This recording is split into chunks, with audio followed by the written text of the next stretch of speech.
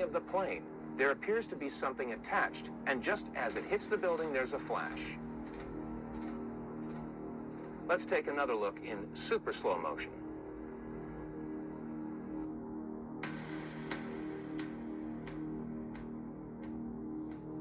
¿Qué quiere decir? Que allí, ven, allí déjenme les muestro ahorita que pase. Look at this photograph that was taken near ground zero. On the right, we see the South Tower, and the smoke that's rising into the sky is emanating from the North Tower, which is completely hidden from view. On the left, just entering the field of vision of the camera, we see the plane just before it hits the South Tower. El misil va del otro lado. The engine on the right wing has a shadow, and the shadow moves towards the front of the plane and off of the plane. So the anomaly that appears to be attached to the belly of this plane could not be caused by a shadow. Also note that the item that appears to be attached to the belly of this plane is on the right side.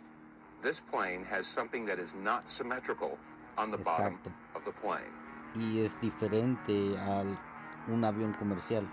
When we compare that with the bottom of a regular 767, we'll note that a normal 767 has a belly that is smooth. Sí, es un avión que es liso, el otro no. El otro es del Army. Este avión negro es del Army. In the summer of 2003, in Barcelona, Spain, a publication by the name of La Vanguardia did an investigative report on the plane that slammed into the South Tower. After a thorough digital image analysis performed by a Spanish university, the investigators came to the conclusion that the anomaly was three-dimensional in nature and could not have been caused by shadows or reflections.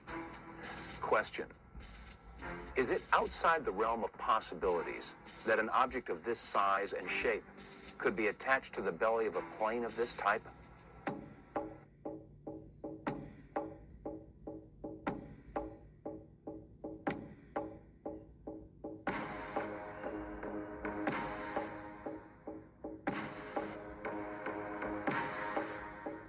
Vean la diferencia de un avión comercial a un avión de las Fuerzas Armadas.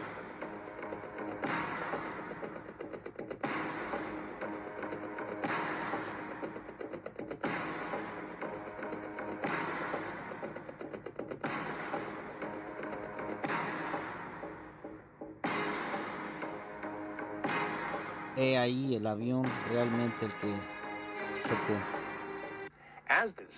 Vean, cuando choca, antes de chocar, salió del otro lado